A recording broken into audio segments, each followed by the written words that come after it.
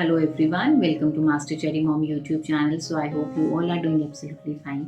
And आज हम बात करने वाले हैं बेबी मूवमेंट्स की। थर्ड ट्राइमेस्टर यानी कि 7th, 8th और 9th मंथ में बच्चे की मूवमेंट्स के बारे में बात करेंगे। कैसी होती है, कैसी नहीं होती है, क्या क्या बच्चा पहचानने लगता है उस टाइम पे जब बच्चा पेट के अंदर होता है, तो उस बारे में बात करेंगे। तो वीडियो को स्टार्ट करने से पहले चैनल को सब्सक्राइब कीजिए, वीडियोज़ को लाइक करिए एंड शेयर करिए। कोई भी आपका डाउट है तो आप मुझे कमेंट सेक्शन में पूछ सकते हैं।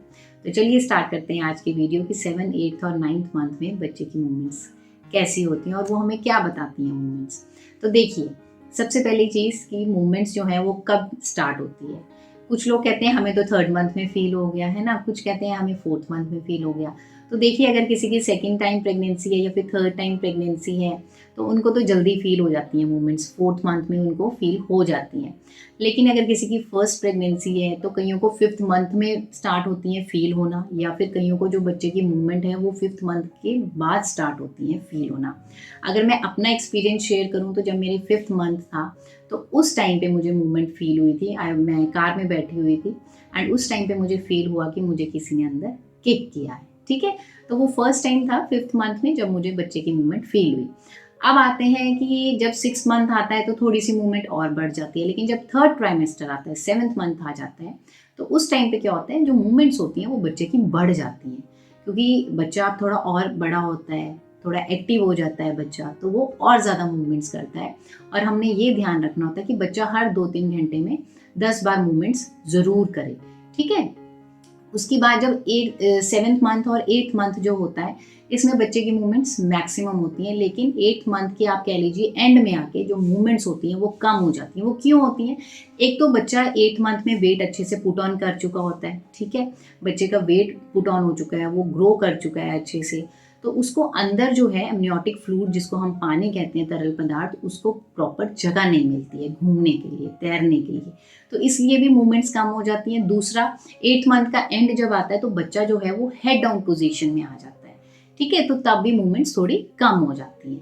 अब बच्चे की चाहे हेड डाउन पोजीशन में है, बच्चा जो है वो फिर भी थोड़ी बहुत ही मूवमेंट्स करता ही करता है। फॉर एग्जाम्पल, अगर मैं अपना केस आपको बताऊं तो 7th और 8th मंथ में मुझे बहुत मूवमेंट्स फील होती थी। मतलब ऐसे मूवमेंट्स फील होती थी कि मैं अगर हल्का सा भी अपने टमी को टच करती थी, कोई बात करती थी, तो मूवमेंट हो जाती थी। लेकिन जब 9th मंथ आया तो मूवमेंट कम हो गई, मतलब उतनी मूवमेंट्स होती ही नहीं थी, तो मुझे टेंशन होता था कि ये क्यों हो रहा है। तो वो मैं आपको अभी बताऊंगी कि ऐसा क्यों हो रहा था, वो मैं अभी बताती हूँ।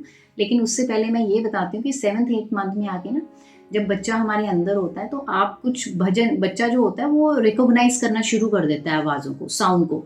जैसे मैं भजन करती थी तो जो मैं श्लोक बोलती थी, भजन बोलती थी, वो बच्चा अंदर सुनता था। उस चीज़ को मैं कैसे अब रिलेट कर रही हूँ, कैसे बता पा रही हूँ कि बच्चा पहचानता है कि अब जब मेरी डिलीवरी हो गई तो उसके बाद भी जब मैं अपने बच्चे को वही भजन और वही श्लोक सुनाती थी तो वो सुनता था, एकदम शांत होकर वो बच्चा मेरा सुनता था। तो मुझे होता था कि दिस मीन्स कि बच्चा अंदर भी यूट्रस के सुनता है, वो आवाज़ों को पहचानता है। ठीक है, तो आप ये ज़रूर करिएगा, 8th मंथ में आके ज़रूर भजन गाइए, श्लोक बोलिए, जिसको भी आप मानते हैं आप वो ज़रूर करिए। दूसरा, बच्चा उस टाइम पे हिकअप्स लेना भी शुरू कर देता है अंदर, और वो डिफरेंट डिफरेंट से मुंह भी बनाता है। जैसे वो अल्ट्रासाउंड की रिपोर्ट्स आती हैं 3D, हम उसमें देख सकते हैं बच्चा कभी हंस भी रहा है, कभी वो रोने वाला मुंह भी बना रहा है। तो ये चीज़ें भी बच्चा शुरू कर देता है पेट के अंदर ही 8वें महीने में।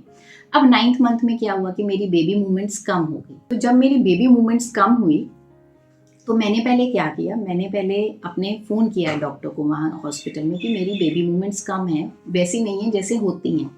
उन्होंने बोला ऐसा करिए, कुछ खा के देखिए जो आपको प्रेगनेंसी में, पूरी प्रेगनेंसी में आपने खाया है, जो आपको अच्छा लगता है। तो मुझे मीठा बहुत पसंद था, तो मैंने क्या किया, मैंने मीठा खा के देखा। पहले मैंने थोड़ी सी सेवियाँ बनाई मीठी, वो खाई। मूवमेंट 1-1.5 घंटा मैंने फिर वेट किया, लेकिन मूवमेंट नहीं हुई। उसके थोड़ी देर के बाद मैंने फिर थोड़ा पानी पिया, फिर मैंने थोड़ा वॉक भी किया, लेकिन फिर भी मूवमेंट नहीं हो रही थी। करते करते 2-2.5 घंटे हो गए।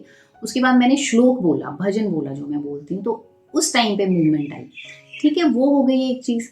फिर उसके 2-3 दिन के बाद फिर मुझे ऐसे लगे कि मूवमेंट फिर से कम हो गई है। तो उसके बाद मैं डॉक्टर के पास गई, तो जब मैं डॉक्टर के पास गई तो उन्होंने अल्ट्रासाउंड किया, तो वो कहते कि जो बच्चा है वो हेड डाउन पोजीशन में है। ठीक है, अब वो वेट भी पुट ऑन कर चुका है, क्योंकि मेरे बेबी का जो वेट था वो 3 kgs था अराउंड, इससे ज़्यादा नहीं था और ना कम था, 3 kg का था, 3 किलो का था। वो कहते कि अब बच्चा हेड डाउन पोजीशन में है, इसलिए जो बच्चे के मूवमेंट्स हैं वो कम है और कोई भी प्रॉब्लम नहीं है, हार्ट बीट बच्चे की नॉर्मल है, ग्रोथ भी उसकी नॉर्मल थी, सब कुछ नॉर्मल था। तो अगर आपको प्रॉब्लम आ रही है कि जैसे कि आपकी प्रेगनेंसी में आपको पता है कि आपके बच्चे की मूवमेंट्स बहुत एक्टिव हैं, कुछ बच्चों की मूवमेंट्स कम होती हैं, कुछ बच्चों की मूवमेंट जो होती हैं वो एक्टिव होती हैं, काफ़ी ज़्यादा होती हैं। तो अगर आपको पता है कि मूवमेंट जो है वो कम हो रही हैं, तो आपने उस चीज़ को इग्नोर नहीं करना। वो इसलिए क्योंकि समटाइम्स क्या होता है कि वो जो नाल होती है, जो नेवल कॉर्ड होती है, वो बच्चे के गले में फँस जाती है।